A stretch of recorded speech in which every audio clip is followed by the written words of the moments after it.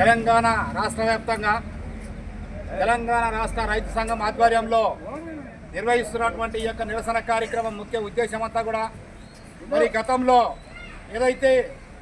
ఈ యొక్క single window ఎలక్షన్లు జరుగుతూ ఉన్నాయో 5 సంవత్సరాలకు ఒకసారి మరి అన్ని ప్రభుత్వాలు కూడా ఆ యొక్క ఎలక్షన్లు అధికారికంగా మరి ఏదైతే ఓటు పద్ధతులు నిర్వహించి రైతులందరికీ కూడా ఎవరు కావాలో ఆ విధంగా ఎన్నుకునే పద్ధతి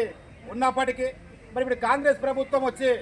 మరి ఈ యొక్క ఎలక్షన్లు అయిపోయి ఆ యొక్క పదవీ కాలం అయిపోయి 2 సంవత్సరాలు కావస్తా ఉన్నా ఇప్పటిదాకా ఎన్నికలు నిర్వహించకుండా మరి అదే ఏదైతే ఇప్పటిదాకా ఉన్నటువంటి కమిటీని కొనసాగిస్తూ మరి కొత్త పద్ధతి తీసుకొచ్చింది తెలంగాణ రాష్ట్ర వ్యాప్తంగా. ఏదైతే ఈ యొక్క సింగిల్ విండోలో ఉన్నటువంటి ఈ యొక్క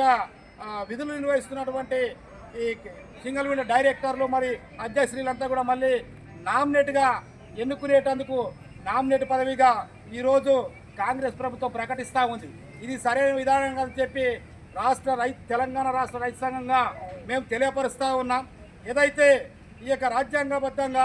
5 సంవత్సరాలకు ఒకసారి నిర్వహిస్తున్నటువంటి ఎన్నికలు మరి ఉన్నటువంటి రైతులంతా కూడా ఈ ఎలక్షన్లో పోటీ చేసి మరి ఎలక్షన్లో ఓట్లేసి ఎవరినైతే గెలిపించుకుంటారో ఆ విధంగా ఇప్పుడు కూడా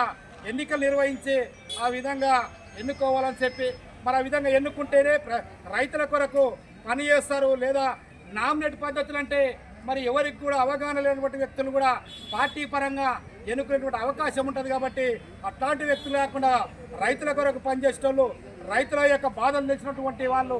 రైతులుగా భూమి కలిగి వ్యవసాయం చేసినటువంటి వ్యక్తులను ఎన్నుకుంటేనే రైతుల యొక్క